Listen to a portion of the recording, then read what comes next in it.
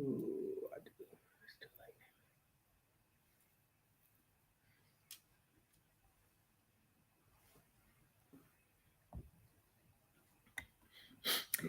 Hello. Good evening. Welcome to Testimony Tuesday. Yes, We are so excited that you have joined us on today. we are. We are very excited once again. Another Tuesday where we give God all of the glory Absolutely. and we tell of his goodness. Yes, because he deserved it.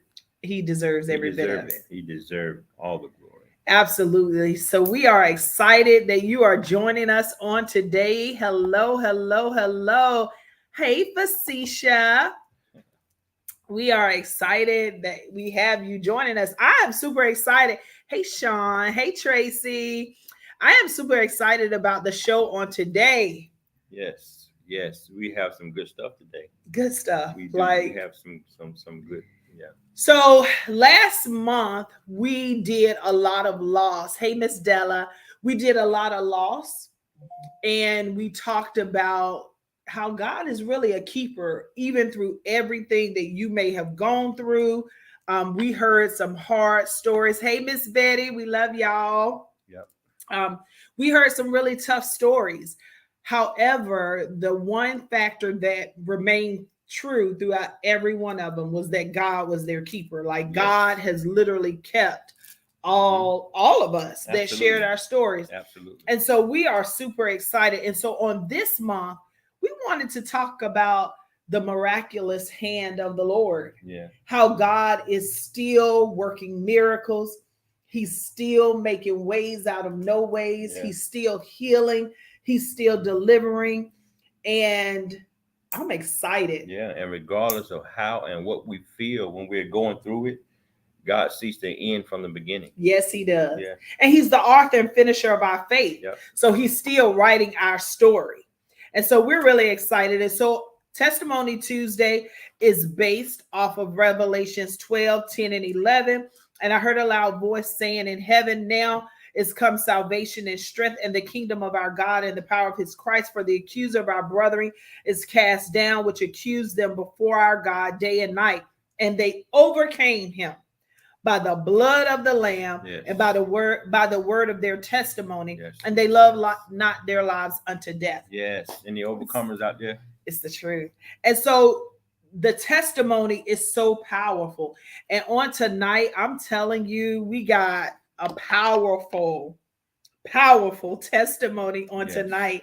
And so before I even bring her up, I want to give you just a little bit of our special guest. Chanel Scott is a prominent figure in the romantic relationship sphere or relational sphere, who in 2015 created Comministry, a relationship platform, then a live event based in Atlanta, Georgia, and is now an all new TV talk show host that airs on Fox Soul. So her show is now on Fox Soul.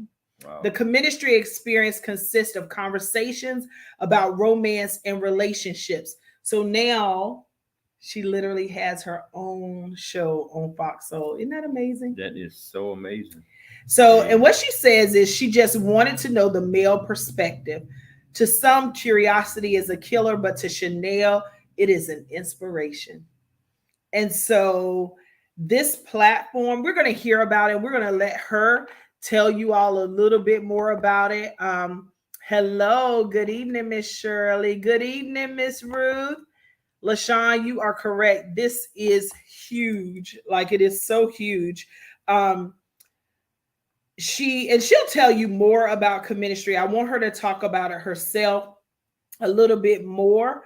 But in order to appreciate Comministry, you must understand the woman behind it, how she views the world, the struggles she's faced, and the enormous giants she fought through to get her brand, to get herself and the brand, one and the same, to where they are today. In her reign as the queen of relationship talk, Chanel makes the stage a safe space and a sounding board for panelists to communicate vulnerabilities while discussing intimate, complex relationship issues. And so I am excited. And the thing about Chanel, she is from right here in Henderson, North Carolina. Well, not totally Henderson, because I believe New Jersey is up in the mix too. But she graduated from Henderson. That's right. Yeah. That's right. So I'm going to bring her on up now. Let's add her. Welcome. Yay! Yay! For joining us. Yes, we are so excited to have you. What a honor. It's an honor and a privilege for every one of our guests that we've had. Absolutely. What an honor and a privilege to have you as well. Thank you for joining us. Thank you. Thank y'all for having me. And let's clarify, I was born in Henderson, North Carolina. Let's get it right. Hey, we don't want to take that from Henderson. Absolutely. My mother is from New Jersey, and so it was a co-parenting situation. And you guys know high school. I live with my dad. So I graduated high school in Henderson, and my mom, she was in New Jersey. Gotcha. Well, there you have it from right here in Henderson. Yes, absolutely. Super excited. So Chanel, we are excited to hear your story on tonight. And we know that for every great story, it's a process. Absolutely. You don't just overnight become, well, most of the time it's a process that you have to go through to get where you are. And so I've heard a little bit of your story, but I don't know all of your story. So take us back to the moment that the process really started. Wow. The moment that we become, or I became aware of the process in hindsight, because a lot of times we don't know we're in process, right? And then we do self-reflection and we discover, especially if we have an authentic relationship with Jesus Christ through his word, we discover that we are in process. But to make a long story long, I was 33 years old, no children, never married, and I desired a husband. And I desired a husband real bad. And I believe that God told me that this man of God was my husband, and I relocated. I want to talk to the single ladies in church and women who have believed in times past that maybe God said this man is my husband, right? Because a lot of times we don't have the opportunity to have this conversation in church because we tend to shun people when you have these beliefs. And while mine was an erroneous belief, I do want to create a space where we can actually talk about it so that people who need help can get the proper help. Because most times when we go to church, right, for covering and for support. But when you have something like that going on in church, you can't go to church and have that conversation. You know, typically as a single woman, we kind of tend to bear the brunt of that when it's two people involved. But anyway, let's get back on topic. I was 33. I believe this gentleman was my husband, and he was a pastor in Nashville, Tennessee. And I moved there with this belief, and it was an erroneous belief. He was not my husband, but in the process of me making like one of the biggest mistakes of my life, I tapped into purpose. Right. During that process, yes, I was serving in ministry at this church in Nashville, Tennessee. And at the time I was working on getting my MBA with a concentration in marketing. So I was on the marketing team. And this is a mega church. So I had some pretty, big responsibilities within the ministry. And this is where I discovered, this is where I've learned everything that you guys see manifested on the television show, and anything that I do, I learned in church. Serving.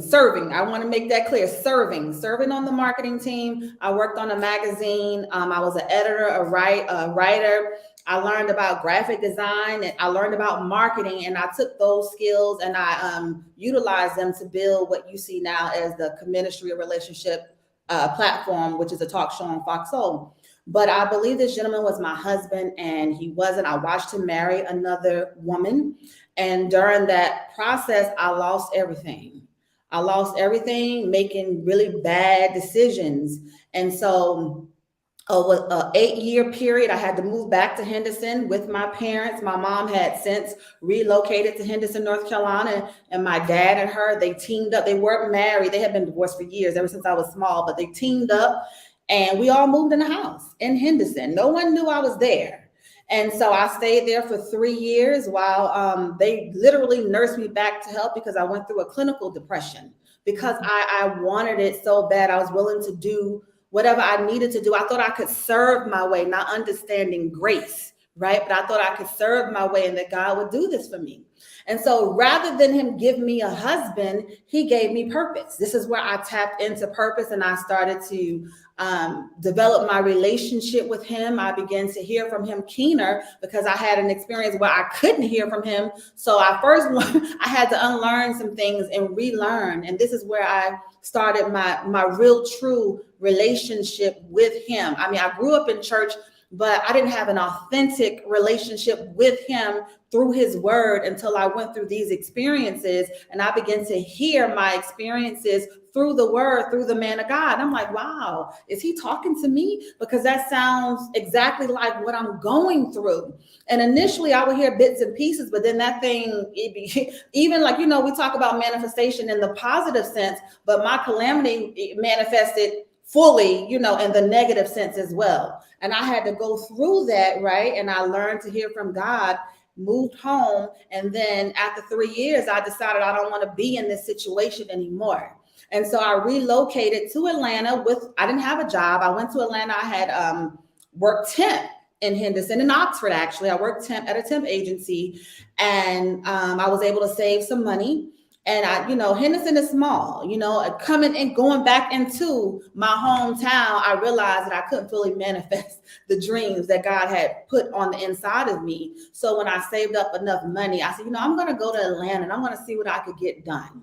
And so 3 months into relocating to Atlanta, I decided, I want to start a platform. I had seen a similar platform like what I have in church, but it was my pastor. He would teach us about relationships and he would lace it with scripture. But I wanted to have a platform where we could have transparent, candid conversations where we wouldn't be judged based on how we feel, especially as women. When I was in my 30s, because I'm 48 now, I've never been married, no children. But in my 30s, I found that whenever I would bring up the fact that I wanted a husband or I desired a husband, women in church would be like, oh, girl, you got the rest of your life. Oh, they didn't understand. They couldn't relate, right? And so it's difficult when you waking up every morning or you go to bed every night and you got a man laying beside you versus being a single woman out in the world and having to encounter all different types of spiritual attacks and foolishness and not being able to make the right decisions because we have some of us have issues from childhood, things that we haven't overcome, things that we haven't dealt with. And so I came to Atlanta and I was like, what? I want to start a platform similar to the one that I saw in church, because when I was in church, I had to sit back and listen to my pastor. He talked about relationships and he talked about some of the experiences that he had experienced as a single man because his wife, she died of cancer. And so he was remarrying. And so I listened to him talk about some of the experiences that he had as a single man, not necessarily a man of the cloth, but as just a single man. And I was like, he just got the mic. Somebody else needs to speak. Now, I respect the fact that you the pastor, but some of this stuff you're saying, you probably shouldn't be using your platform to put that out there because you don't know who you're impacting and who's sitting here listening to you. And me, namely myself, because I'm like, I need to speak to some of what you're saying because some of it is just not in alignment. Like, I'll just give you an example because I'm going to keep it real with y'all. Yeah. He said, he was talking about singleness and just him as a bachelor. And he said, while we're on this topic, he said, is there anybody in here who I've ever walked down and introduced to the church as like, someone, a person of interest? And everybody sat there and, I said, what? No, it may not be nobody in here, but it shows somebody that you have had dealings with that may have taken place outside of the church. Like, you don't have to walk them to the front of the church and introduce them to the congregation to validate the fact that you had something to do with that person. Right. You know what I'm saying? And so me being a single woman who I had engaged this man outside of church before I ever moved there, I met him, you know, so I'm like, okay, I didn't, I guess I did personalize it, but I knew that, you know, I got to put a pin right here. You know, when you are anointed, right, you attract all types of stuff.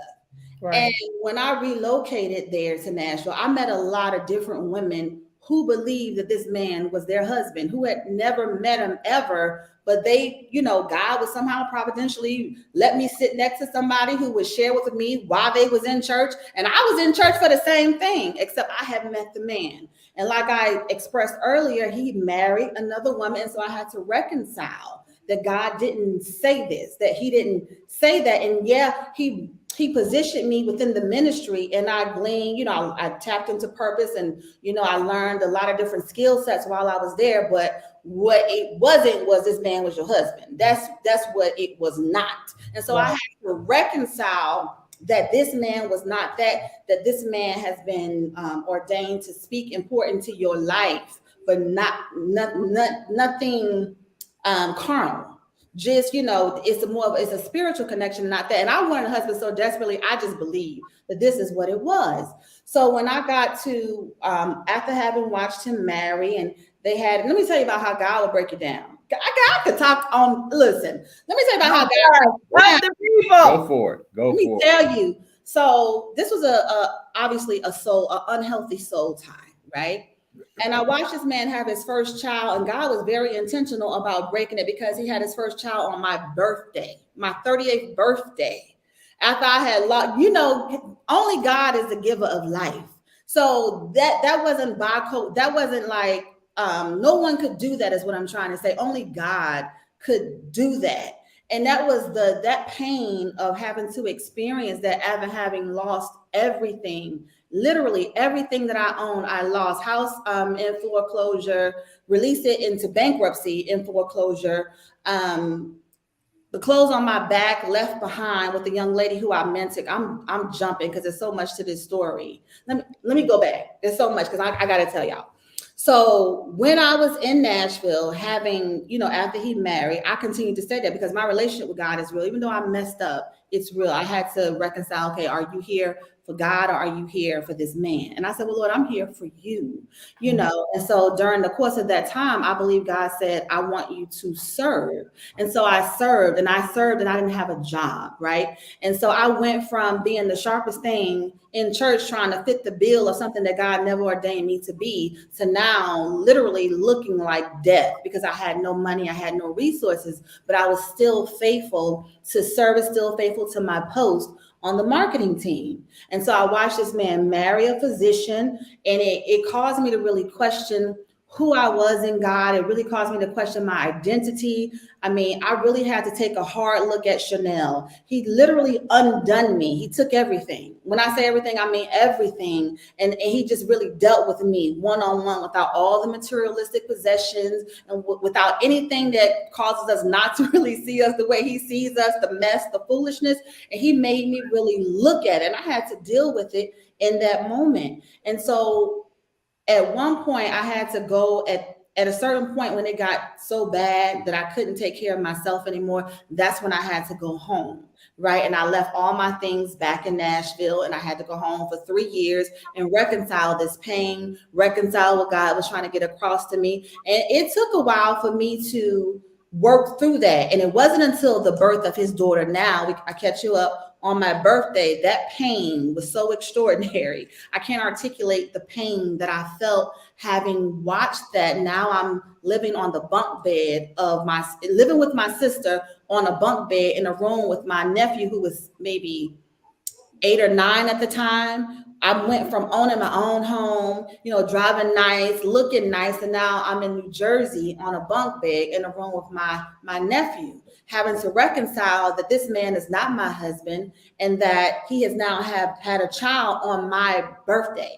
So after that situation happened, maybe 4 or 5 months later is when we relocated to North Carolina. My mom, I, and then my dad, we jumped into the housing situation, and they nursed me over the next 3 years, just getting my mental together, because I went through what I now know was a clinical depression. I didn't know it at the time. So I kind of worked through that, just me and God on my own. My family didn't understand. They really didn't understand what I was experiencing. So I had to work through that. And when I got my strength back up and started working again is when I relocated to Atlanta. And so now we are in Atlanta. And I said, you know what? I want to create a platform where I can create a safe space, free of judgment, where we can be really transparent and keep it real about some of the issues that we struggle with in relationships as a single woman, as a single man, right? We need a space where we can just be honest, because a lot of times when you go through heartbreak or you go through the issues and things that we go through as single people, it's entertaining when we first tell you about it. It's like, well, tell me what happened. But then after you tell it 1 or 2 times, I'm like, okay, get over that, move on, and it's not always that easy. Mm-hmm. And so I created a space where we could talk about it until we arrive at a place of peace. And it started out as an event, and I did the event for the last 7 years. We did sit during the COVID, and just re-strategize. And that's when I pitched to Fox Soul. And so moved here, developed the platform. Each time I would have a show, I learned something new. I knew from the very first time I saw it was going to be a television show. And let me add this. I was not the face of Comministry when I was the brains behind it, but I had my cousin and another friend of mine be the face. And I'm doing all the work behind the scenes, just trying to make it, because I was afraid to speak publicly, trying to make it what it was supposed to be. And so after the 3rd event, I hired a publicist, and she said to me, I'm not going to represent you if you're not the face of it. And I'm like, what? That wasn't my plan. I want to put it together, and I want to coordinate. I want to market, and I want to do all those things that I went to school to do, but I don't want to be the face of it. She said, well, I'm not going to represent you unless you do it. So I'm like, okay. So I was like, well, let's do it. And so I jumped up there. I was afraid, scared. And I did the first event. And then after that, I connected with the gentleman who helped me do it for the next year until I could, I built my strength up and got more familiar with what we were doing. And I just developed the platform over the years. Okay. And so then let's now go to COVID. After having done the show for like 5 years, I racked up a ton of credit card debt. I was living here in an apartment, financing the show myself out of my pocket. I always had what I needed, but it was a struggle for me. I've done Uber Eats. I've ate the dollar menu. I've done all those things to finance and make sure I was able to do this show, because I was very clear that it was my purpose. It was what God called me to do, to create this space for people who had similar experiences as I had, because I know it's uncommon. And there are a lot more people who experience what I went through, but they're too embarrassed to talk about it. I'm just putting it out there because I need people to know that you're not the only one who has gone through whatever it is that you're going through in church, right? And so after having done all of that, had to move just 1 year, y'all, 1 year and 6 months ago. I'm talking about from today. 1 year and 6 months ago, I was living with my cousin, which is just during COVID. I moved in with him because I had a bunch of credit card debt and trying to figure out how I'm going to pay all this. And God introduced to me a new business idea.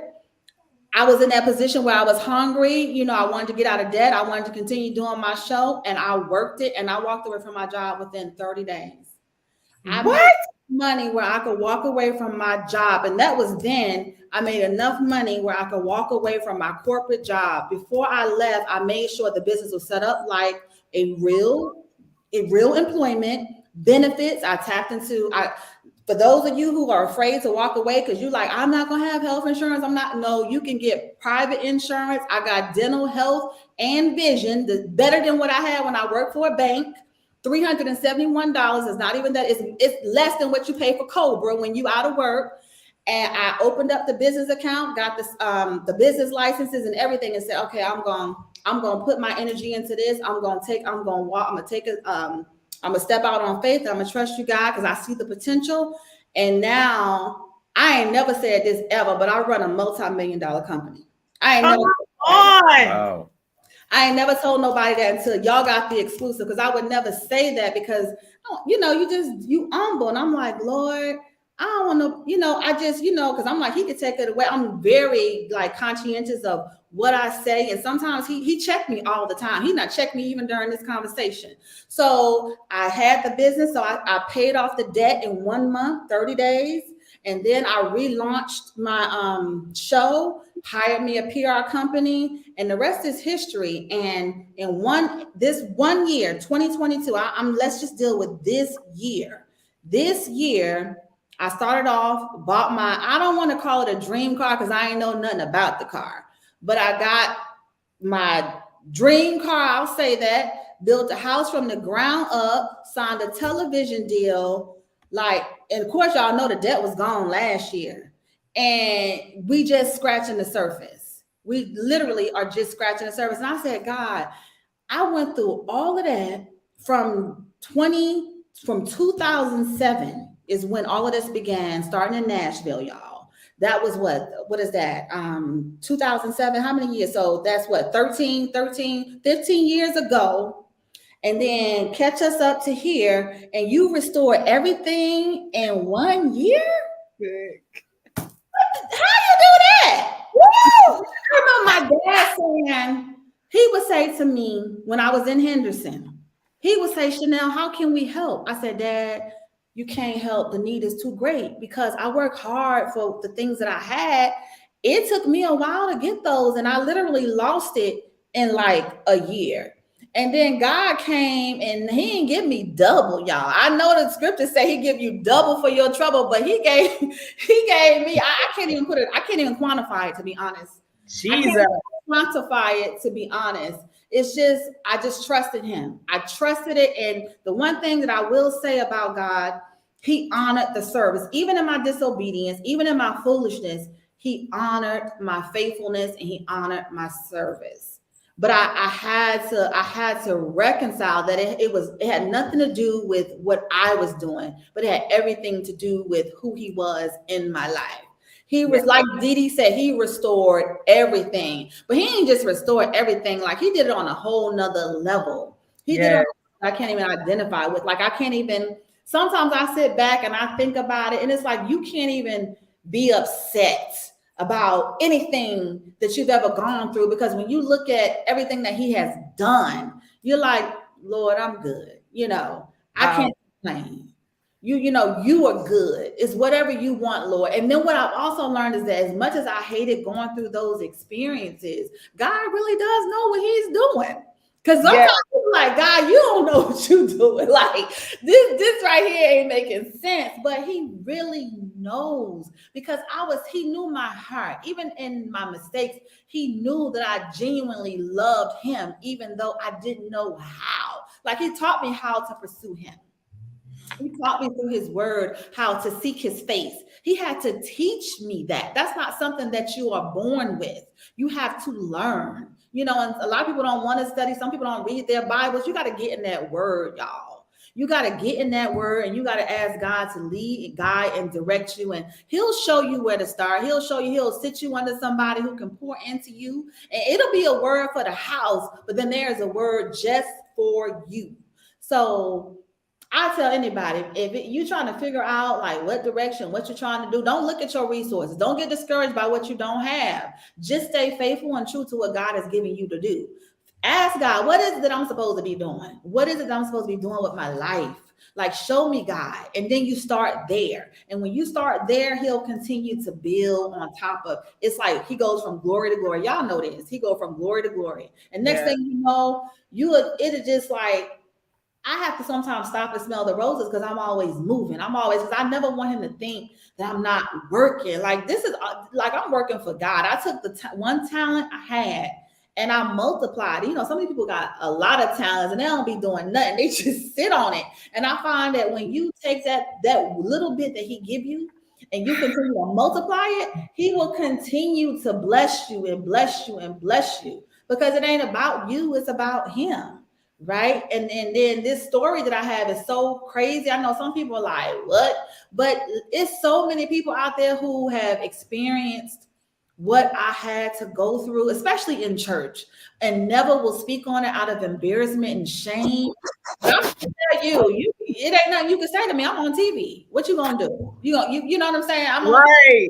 I look at, I'm on TV. And because I'm on TV because of my testimony, not because of anything that I've done that was so great, but I created the platform so I could talk about my relationship problems. And Yes. a network decided they wanted the content and put it on the network. You see what I'm saying? So it's like, what can you say? It's nothing you can say to me. You know, I'm on TV. So they can say, oh, that's foolish, or that's crazy, or you crazy. I've heard it all, but I'm on TV. That's my response. I'm on TV. Right. And it's working. And it's working, right? My God. Yes. Yes. Chanel, I'm telling you what. Look, I mean, it is with my family. I don't talk about this. My mom, she put stuff on social media. I don't really like that. But I just put a down payment on my mother to buy her. She's getting the house built up from the ground up right now. And I guess it's Franklin or Youngsville, right down there on Harvey, down on number 1. She getting the house built right down on number 1 right now from the ground up, right? I make sure my dad is taken care of. Make sure my family is taken care of. My nephew in school, I pay his tuition. Look, you can't tell me about God. You know what I'm saying? And I used to I call him my son because I don't have no kids, but I would say, I'm going to give you a car. I'm going to give you a car. Man, not only have I given him a car, he worked. He making $50,000 just working for his aunt. And he get whatever he need. He ain't got to be out in the street trying to be crazy and doing nothing. You see what I'm saying? So God has blessed me in that way to be able to take care of everybody that I ever wanted to take care of. Because it ain't just about me. That's why he give, because I'm a giver. I'm not saying, you know, I give.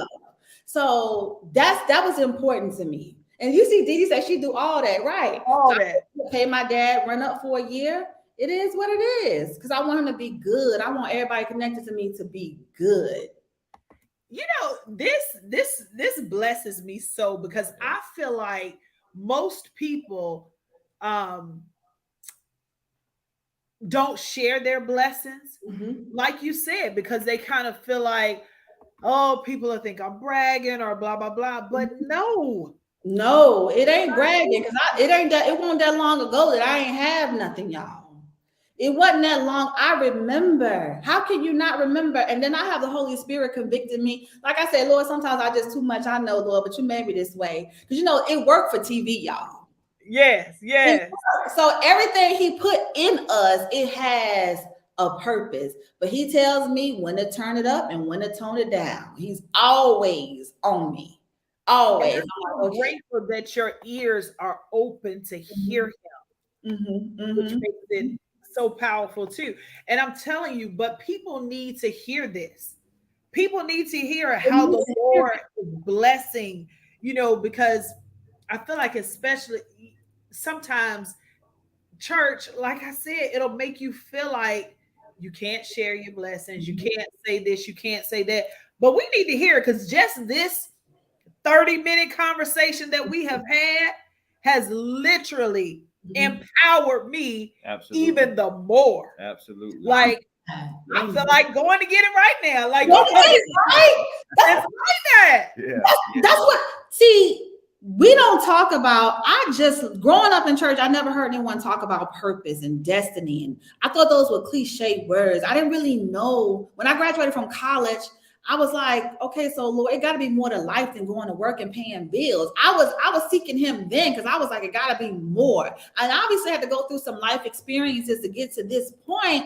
But God really does want us to tap into purpose. Because listen, when you in purpose, you ain't got to worry about nothing, because he's going to take care of it. He's going to make it happen. You ain't got to do nothing. You just got to be in the right place at the right time, and he's going to connect you with his provision. You ain't got to worry about it. I was talking to a friend of mine, like, she's so tired of her job. I'm like, listen, what are you supposed to be doing? Because that's God speaking to your spirit. I don't know, when you guys get frustrated, you know, you get frustrated and you be like, I'm so sick of this job. That's God. He's telling you. He's trying to get your attention. You got to pay attention to that and say, hey, what am I supposed to be doing? When I bought my house, let me tell you this. When I bought my house this year, I had applied for a loan 2 months before, and I did it on my business. I did a what you call a bank statement loan.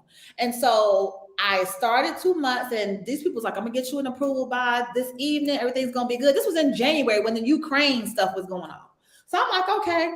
Lady come back out the blue, and she like, we couldn't approve it this time. I'm like, but why? And I thought it had something to do with my school loans, right? Because it wasn't on my credit, but I'm chatty. I'm real chatty. I mentioned that I had school loans. So I really think it has something to do with that. So I'm like, I got discouraged. I'm like, okay, well, Lord, if it's not meant for me, then, you got something else. And so I found this real estate agent who leased out new construction properties, but it was still renting. So I called him up and said, hey, I want to lease a new construction property. He took me to this house, and I loved it. And it was just enough rent that I felt okay to pay, because I don't believe in hooking nobody up like that. And so I did the paperwork. Everything was good. And all of a sudden he calls and says, Chanel, the owner leased it to somebody else. They paid all the rent up for the whole 12 months up front. I said, I thought you said nobody was looking at it. He said he didn't communicate with me. I said, well, okay, well, let's look at some other properties. And he showed me 2 more properties. They were more expensive, but I didn't like them as much. So I said, okay, so let's wait a minute. Let's put a pause, because something ain't right. I'm missing something. So let's take a step back, y'all. When something ain't right, that's a moment to pause and ask God, what am I supposed to be doing? Because I really love this property. It was less expensive, and now I don't like these, and it's going to cost more money. So God, because he governs my life, you got to make sure he's governing your life. Yes. So I said, God, what am I supposed to do? So I asked the guy, I said, hey, do you know anyone who knows how to do a bank statement loan, right? It's not off of your, and this, look, I'm giving y'all game for those of you who got companies, but you don't have W-2s, because I didn't have, my W-2s would not, my W-2s when I work in the bank couldn't afford the house I live in. So I couldn't use the W-2s. I said, you know anybody who could do the bank statement? He was like, yeah. I said, okay, well, can you send me the information? He sent it to me. It had all the instructions there. I submitted, talked to the guy. He said, oh, we could do this. I'm like, you sure? He was like, yeah, we could do it. He said, have you had your business for longer than 2 years? I said, well, Ministry is actually 7 years old. It's 4 years old on paper, but I legitimized the business in 2018, but it's 7 years old. He said, oh yeah, we could do this. And when I told you, it's like filling out a credit card application. It was so smooth. But if I had paused and asked God, what am I supposed to do? I'd still be paying rent, almost $4,000 rent to somebody. And at the end of the 12 months, I got nothing out of it. Right? Wow. When you pause, ask God, what he wanted me to have the house. He literally was just like, here. Like, it was so, I never seen nothing so seamless. I said, you sure? And they built the house up. I closed, and it was as simple as that. There's nothing else that it was just as simple as that. But I said, that's 2 months before God, I got a denial. I said, well, maybe he just didn't want me to work with those people, because this guy, he knew what he was doing. He was very knowledgeable. And I think one of the things was he wasn't pushy, but the people before was kind of like just wanting to sell whatever they could sell. But this guy, he took his time, and I was able to pick what I wanted without being pressured. So God knows what he's doing. So I could have got discouraged and be like, dang, they declined, they did not. But I took a pause. It's like, God, what am I supposed to be doing? Because I got to move. So what am I supposed to be doing?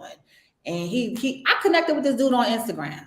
That's how intentional he is. Wow. He introduced me to him. I was just scrolling through Instagram and saw that he leased new construction. It was a nice property that caught my attention. And I read the caption and said he leased new construction. I said, this is who I need to work with. And the rest is history. So it's just really about trusting God, seeking him first because I've made some crazy decisions where I didn't ask. I ain't perfect, but I do know when you pause and seek God and let him do it, it will work.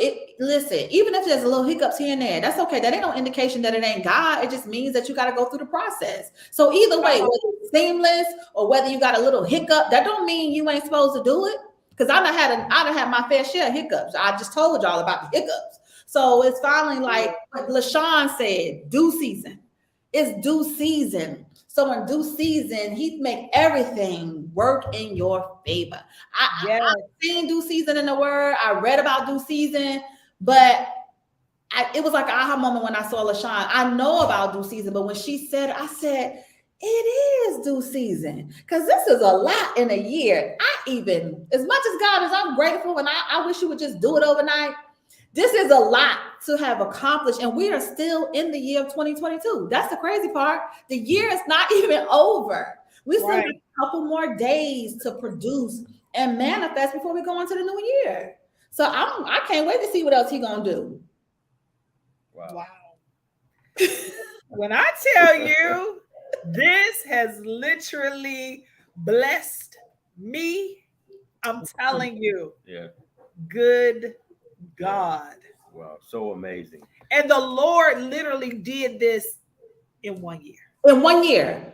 All of what I'm crying about and stuck and can't move and don't want to do this. And I was in Henderson for 3 years, not because I had to be, but I was literally stuck. Like, you ever been stuck in life where I didn't know what to do, and I literally was stuck. And it wasn't until I made up my mind that I no longer wanted to be stuck. And I gotta tell you this, when I made up my mind that I no longer wanted to be stuck and I wanted to pick the pieces of my life up where I had lost everything. And even in my loss, when I initially had to release the house in bankruptcy, the bankruptcy was a Chapter 7, so it liquidated everything. So I did this within 1 month of me starting my new job. So you can't do that unless you don't have a job. Well, I had a job coming, but I wasn't employed during that. He was even blessing me in the foolishness, because he liquidated everything. I didn't have to pay anything back, reaffirmed the debt on my car, but it eventually ended up losing the car when I said that I had to serve and I wasn't working and I was going through. But when I went back 4 years later and decided I'm going to go get me a temp job at Oxford, and Lord, I need some transportation, and I know I got a repossession on my credit, and I seen how these dealerships treat people who have repossessions on their credit, because I had a girlfriend who had a repossession and they didn't want to touch her. So I'm like, Lord, I'm just going to try to find something cheap, and I would go and try to get, and this ain't no slight against nobody else, but I'm just telling you my story. I tried to go get a Jetta, and they was talking about special finance. And I'm like, God, I don't want to do no special financing. And see, before I went through this, I was driving a Mercedes and Lexus Benz. So I said, you know what? I'm going to call the dealership in Cary.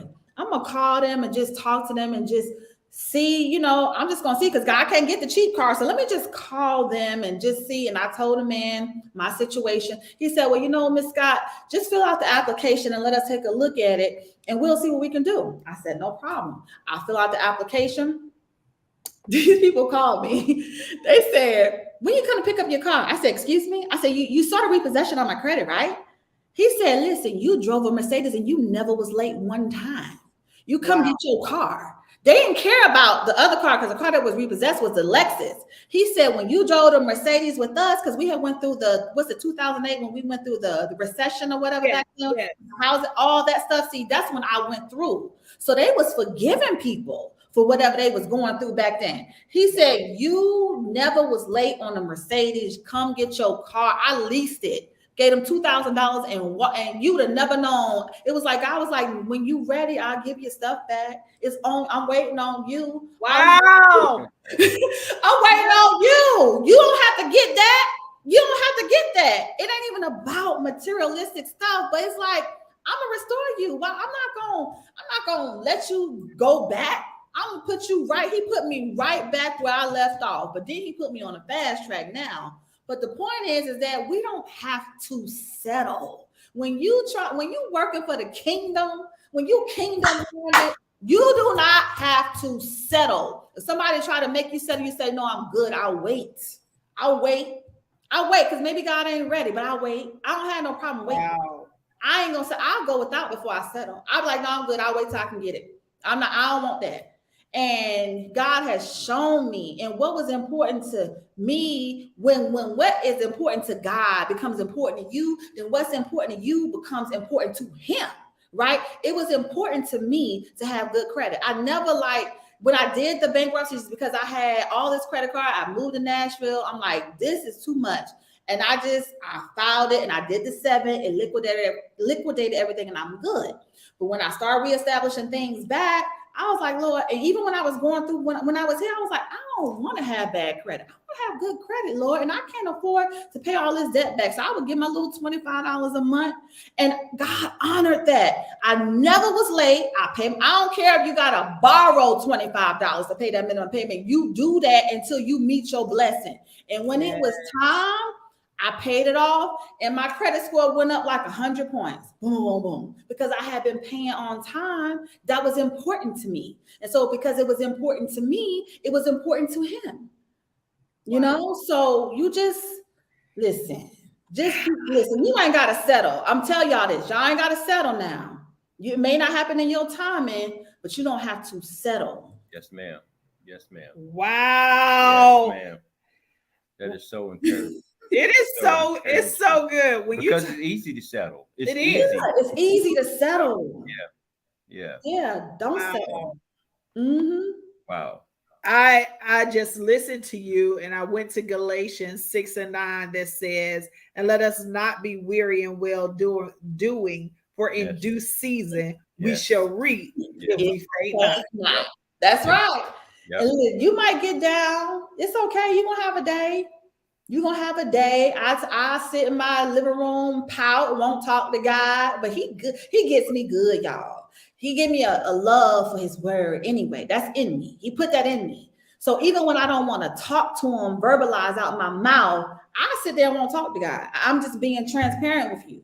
But when I get in that word, because I can't deny, because it's a part of who I am, he gets me there every time. Because he speaks of his goodness and he puts it in my heart. And I'm like, okay, God, I see. Okay, I don't like it, but I see. And I was like, I've seen too much of God to know that I'm going to keep pushing. Like I might have a bad day, but you just got to keep getting up. And even like I told you earlier, Yana, God said, even when y'all make a bad decision, or maybe you didn't respond in the right way, he said, because of your connection, you will not be impacted.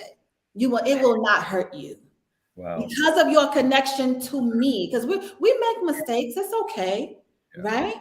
You just can't keep doing it. Right. But because of your connection, because I think about times when I could have ruined opportunities that were presented to me, and I'm just like, Lord. And he's like, it's okay. It's okay. It will not impact you. And that's because I cleaned up my act real quick.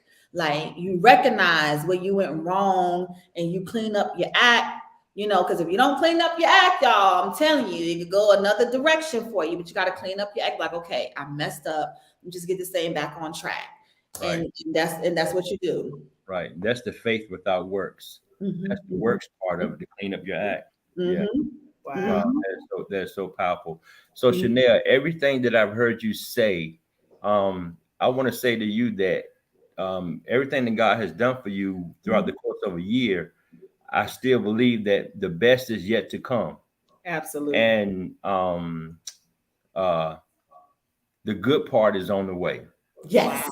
The good part is on the way. Wow. Because we serve a God that owns 1,000 cattle on the hill. Mm-hmm.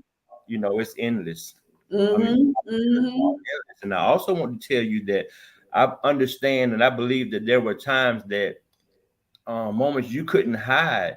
You couldn't hide what you were going through. You couldn't hide your hurt. You couldn't hide your pain, your disappointment. You couldn't hide any of that. Mm-hmm. So why get to this point and want to hide anything that God has done? You are speaking. Because that's when I was in Henderson. I was in Henderson, trying to hide from family and friends and not want people to know what I was going through and not even being able to give a real explanation of what it was, because I didn't understand, y'all. My stuff was on Front Street. Everybody saw it. Everybody knew because I had to come home. So you're right. That's an aha moment for me. Absolutely. So if they saw that, they deserve to see this. Absolutely. Wow. Yes. We are so happy for you. We are so proud of you and all of that. Wow. Yes. That was a good word right there. Yeah. And you have encouraged so many people tonight. So many. I'm seeing things like confirmation, powerful, just all of the comments. I'm telling you, you have blessed so many people tonight, including us, especially us. I'm so glad. I know it's like one of the things I was sharing with Yana early about single women, because my ministry is single. I don't want to be single for the rest of my life, but I'm always have a special place in my heart for the single women. But while I am single, I need to tell you guys this: when you are in purpose, when you find contentment in who you are in God, that whatever that thing is that's on the inside of us that yearn and desire to be in a relationship, it dissipates, y'all. You find a level of contentment in where you are. And I know it sounds cliche-ish because I never thought I would be in this space. I was telling Ayana earlier, I said, God is blessed me with this beautiful house. I don't even want to share it with nobody. I know that's bad, but I said, you know what, God, I finally got to a place where I'm okay with me. I love that. Okay with me. Wow. You know, I desire relationship, and I want to date God, but I don't want to give me a year. But I never thought in a million years that I would be in this space where I'm like not begging him, Lord, please bless him with a husband.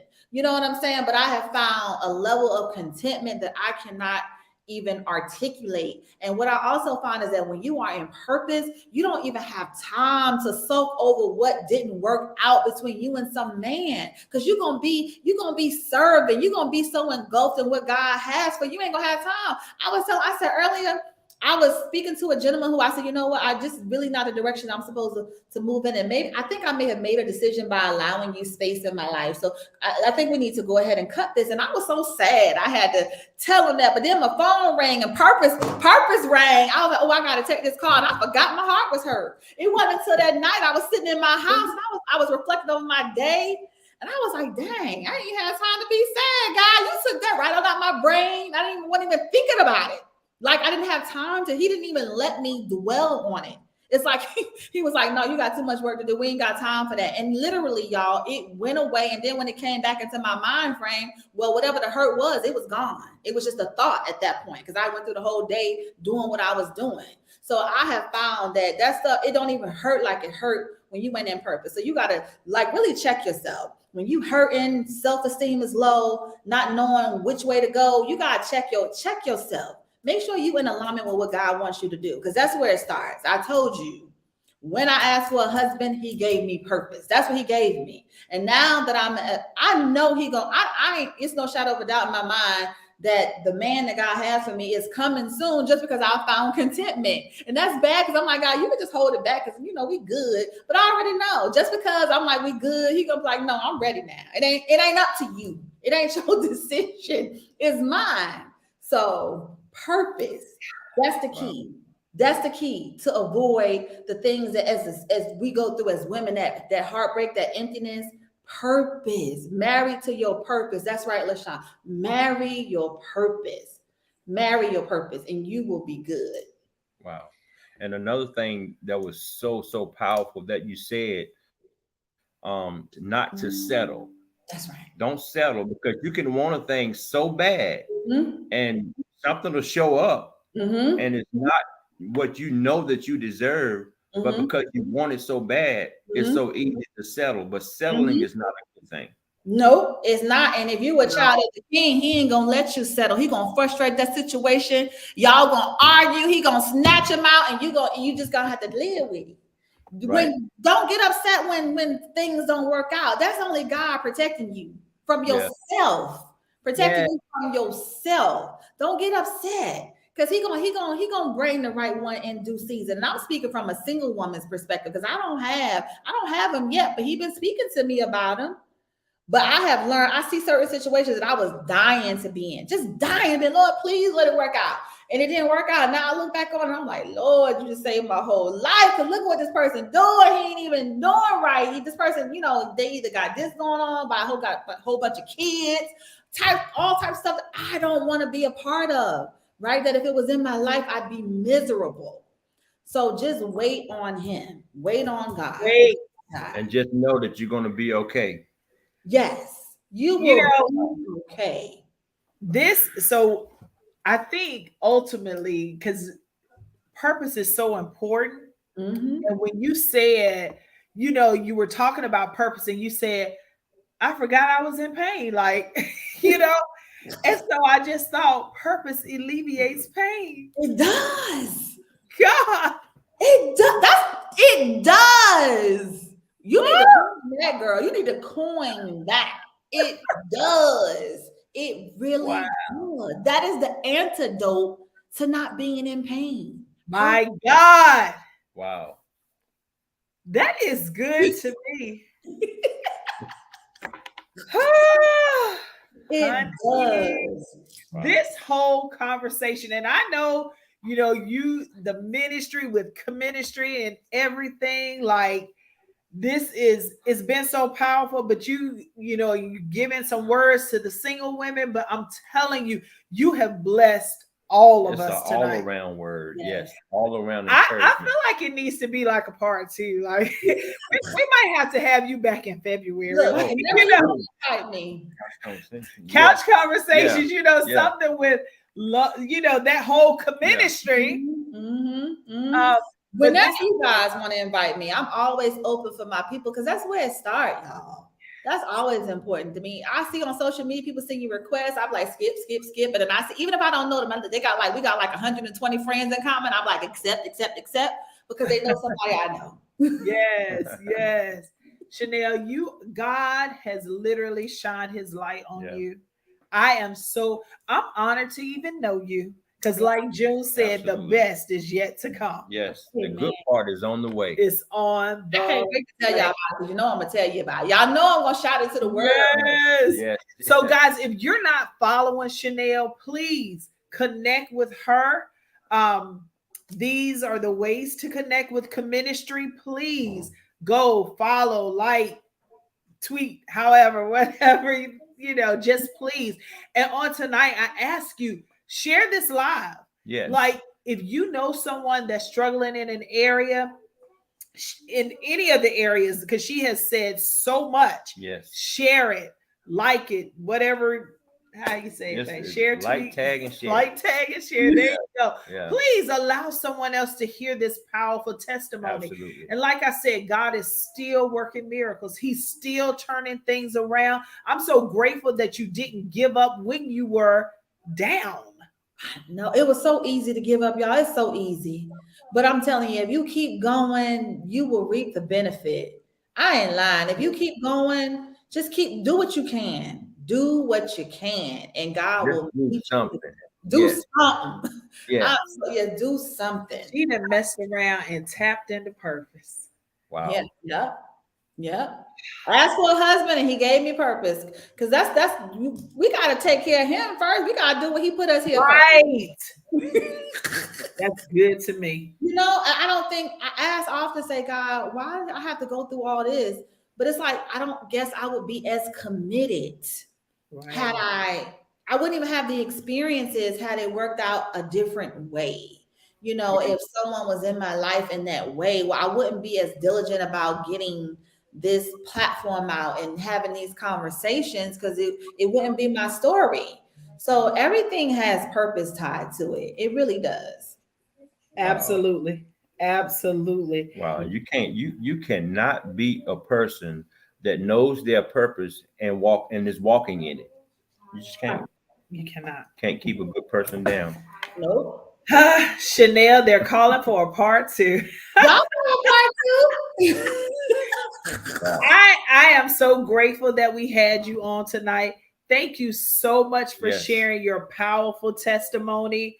When is the next? What's next? So how can we see the show? She's got her website is up there. But go ahead, Chanel. Well, no, don't go to the website. Look, and then the website is under construction. You can find some information on the website, but to watch the show, the best way if you have Samsung TV, or you can just go to YouTube and look for Comministry Fox Soul. Tubi has my shows on there.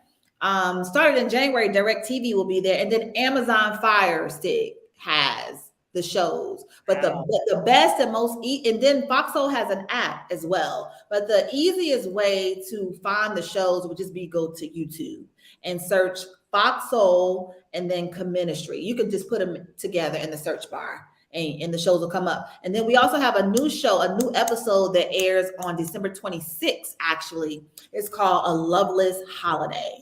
That show was something else. I was like, Lord Jesus. Wow. I asked you for it, but I don't know if I'm ready for this, Lord. But yeah, it was a really, there's an element of entertainment, and we learned a lot. But the show was crazy.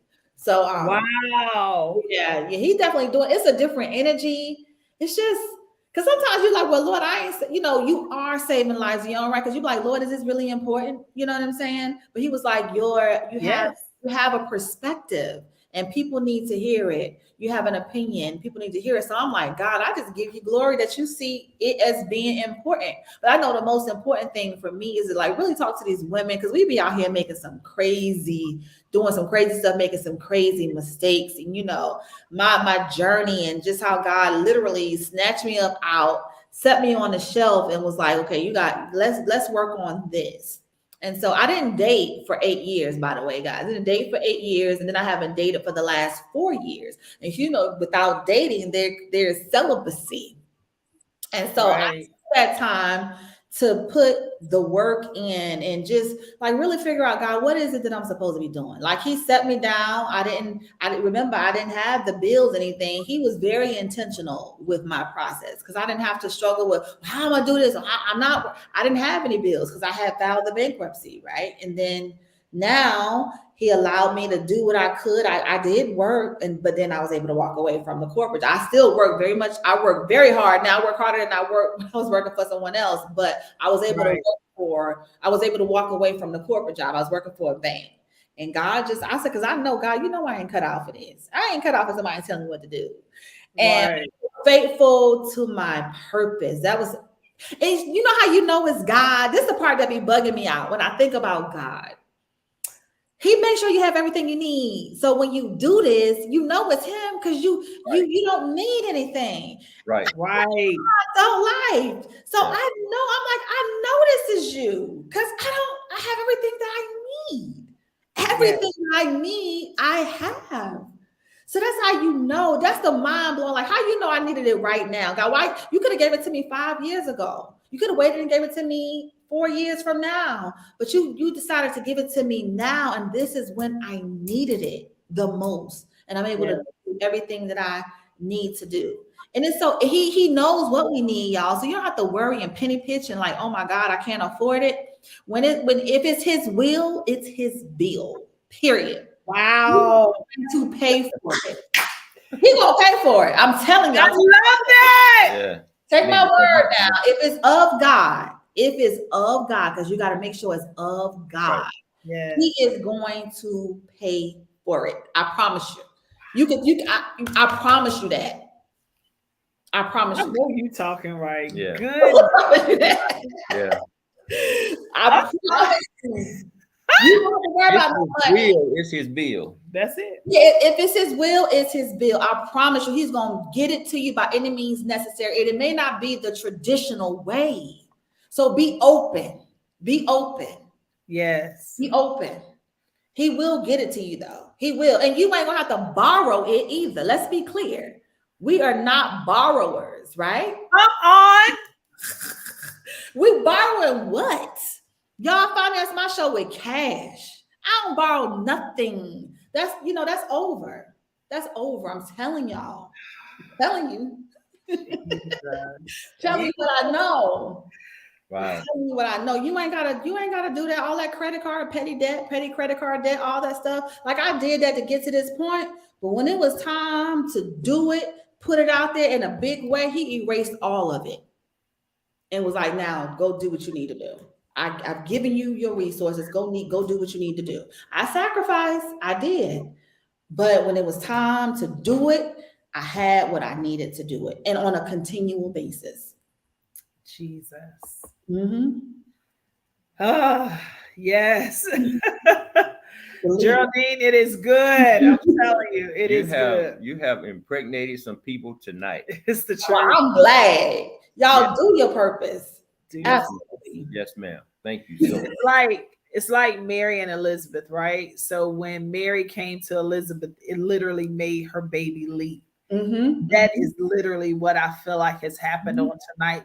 you've literally made some babies leap too. And so I'm excited. I'm excited about the next. I'm excited about the testimonies that are going to come from this testimony moment. I'm excited. So Chanel, again, thank you so much. This has been phenomenal. I leave here encouraged and ready to work. Absolutely. To continue to do the work. Absolutely. And I'm trusting God. And so I love it. I love it. Thank you so much. We appreciate you. All of your information is up here. Please, guys, go ahead and support her, what she's doing. Go to YouTube, go to Fox Soul. Yes. And there's an app. She said there was an app as well. For Fox Soul. So it's a Fox Soul app. But go ahead, join her YouTube channel, whatever she has out there, please. And so again, Chanel, we thank you so much for joining us. And until part two. There will be. So we thank you. Guys, next week, join us again where we will have another powerful testimony of what the Lord is doing, because he's still doing it. Yes. And so we are excited. We want this season to be a season of encouragement, a season of thankfulness, gratefulness, understanding that, and we want you to leave with hope, knowing that God is he's still working it out for you, and to be excited about the next, as Tanya said. So again, thank you so much, Chanel. We love you. We are so proud of you. Yes. Thank you. So proud of you. So guys, join us next week, 6 o'clock. Good night. Good night.